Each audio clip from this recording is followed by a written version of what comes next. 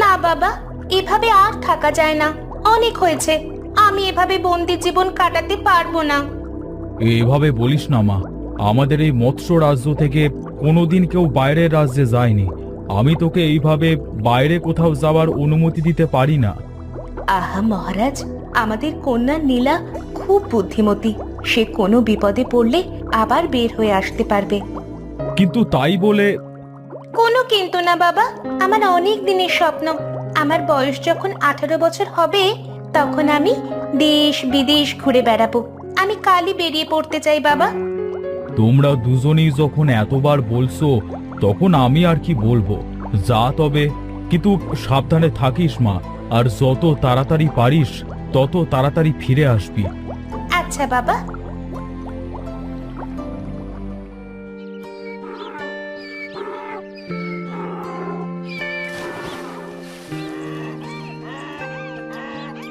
না, আর পারি না বাপু, তোদের দিয়ে আমার কাজের সে অকাজ বেশি হয় বুঝলি। চেহারাতেও কোনো চকচকানি নেই, তোদের দেখে কেউ কিনতেও চায় না। আর এইদিকে রোজ গান্ডে পিণ্ডে গিলেই চলেছিস। কি হে লাবু মশাই, খবর কি? কে? ও নবীন বাবু, আর কি খবর বলুন। তাই বেচারা গাধাদের উপর চটে আসো কেন হে বাপু? আর বলবেন না, এদের জন্য আমার ব্যবসা লাটে উঠবে মনে হয়। কেন ব্যবসা লাটে উঠবে কেন? দোষ আমার কপালের বুঝলে। যখনই যে ব্যবসায় করি তাতেই লোকসান। এর আগের বার ভাবলাম মুদির দোকান দেব, সকলে ভালো মানুষ পেয়ে ধার দেনা করে আর মুখ দেখাইনি। তার আগে ভাবলাম সবজি চাষ করব, লাভের চেয়ে লোকসানই বেশি হলো। এবার ভাবলাম গাধা বিক্রি করব, কিন্তু এদের কেউ কিনলো না তো। এই ব্যাপার, তা কাজের কিছু করো যাতে লাভ বেশি হয় বুঝলে। কি আর করব? কেন, এই মাছের চাষ করো। মাছের চাষ? হ্যাঁ, এই ব্যবসায় লোকসান নয়, লাভ হবে নিশ্চিত। শোনো কিভাবে করবে শোনো। সব বুঝলাম, বেশ, তবে এবার মাছ চাষ করব। বেশ, এই যাই গো লাবু মশাই, পরে কথা হবে কেমন? বেশ, যাও তবে।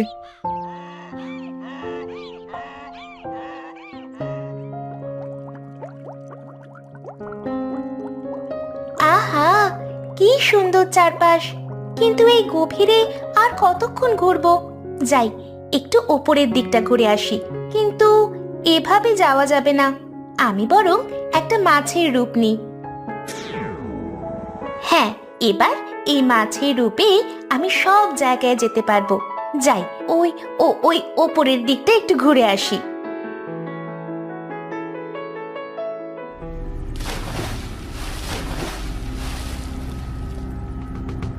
কি ব্যাপার, জালটা এত ভারী লাগছে কেন? হে, মনে হয় তোমার জালে আজ বেশ বড় সড়ো মাছ ধরা পড়েছে ভায়া। টানো টানো টানো। হ্যাঁ, টানছি টানছি, এই দিলাম টান।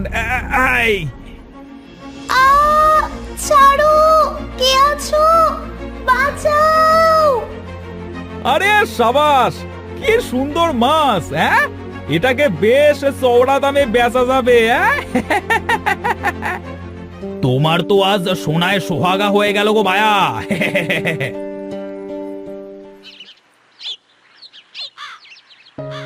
না, নবীন মশাইয়ের কথা মতো মাছ চাষ করাই ভালো।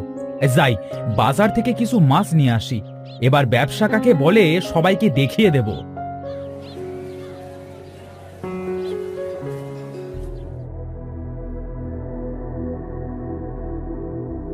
এই, তোমার কাছে মাছ হবে চাষ করবার জন্য? না বাবু, চাষ করবার মতো তো বড় মাছ নেই, তবে এই ডিমওয়ালা মাছ আছে, এই দেখুন না।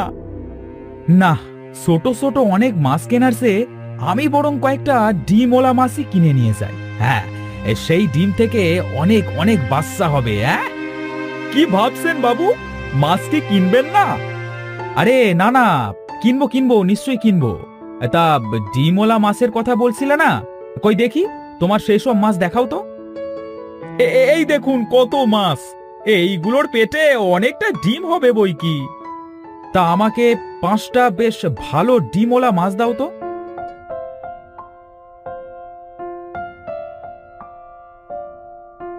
এই নিন, এই 5টা মাছ।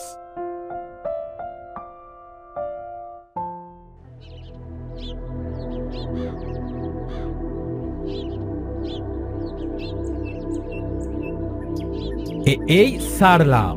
এই তোরা এখন থেকে এখানেই থাকবি, বুঝলি?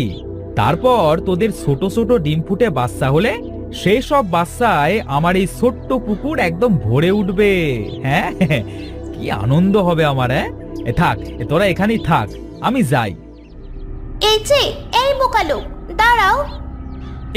কে রে? হ্যাঁ, বোকালো কে বললি? হ্যাঁ, আমি গো, আমি। কোথায়? কাউকে তো দেখতে পাচ্ছি না। আরে বোকালো, পুকুরে এইমাত্রই তো আমায় ছাড়লে, আর এখন দেখতে পাচ্ছ না? এই দেখো, আমি নীলা বলছি গো। ও মা, এ যে কথা বলা মাছ! এই ধরনের মাছ তো আগে দেখিনি আমি। আরে, আমি হলাম নীলা। এই সমুদ্রের গভীর থেকে ওই দুষ্টু জেলে আমায় ধরে এনেছে। ও তাই নাকি? তা বেশ বেশ, তোমার এখানে কোনো অযত্ন হবে না, দেখো, রোজ খাবার দেব। আচ্ছা, তুমি তো কথা বলা মাছ, তবে কি তোমার ডিম থেকে হওয়া সব মাছও কথা বলবে? মরণ, আমি মাছ নই। আমি হলাম মৎস্যকন্যা রাজকুমারী নীলা। আমি মৎস্যরাজের মেয়ে। এই দেখো আমার আসল রূপ। ও মা গো মা, কি সুন্দর গো তুমি! তুমি এখানে কিভাবে এলে? চালাক জেলেটা তোমাকে বোকা বানিয়েছে। এখানে একটা মাছের পেটেও ডিম নেই। তুমি ডিমওয়ালা মাছ কিনেছিলে কেন? আসলে আমি যখনই কোনো ব্যবসা করি তখনই তাতে ক্ষতি হয়। এবারে একজন বুদ্ধি দিল যে মাছ চাষ করতে। টাকার অভাবে ছোট পোনা মাছ না কিনে বড় ডিমওয়ালা কয়েকটা মাছ কিনে আনলাম, তাদের ডিম থেকে মাছ হবে ভেবে। আহারে, তুমি বুঝি গরিব? হ্যাঁ তো, আমি কোনো কাজের না, যাই করি তাতেই ক্ষতি। থাক সেসব কথা, না জেনে তোমার সাথে কত অন্যায় করেছি। আমি বরং তোমায় আবার সমুদ্রে ছেড়ে দিয়ে আসি, চলো। বেশ, যাব, কিন্তু তার আগে শোনো, আমি তোমায় তোমার সততা আর ভদ্রতা দেখে একটা উপহার দিচ্ছি। তুমি বাড়ি গিয়ে দেখবে তোমার বাড়ির সামনে বড় বড় দুটো কুয়ো হয়ে গেছে, আর সেই কুয়ো ভর্তি থাকবে বড় বড় সমুদ্রের মাছ। তুমি রোজ সেখান থেকে যতই মাছ ধরো না কেন, সে মাছ কখনোই শেষ হবে না। তাই তুমি আমায় এত বড় একটা উপহার দিলে, ধন্যবাদ তোমায়।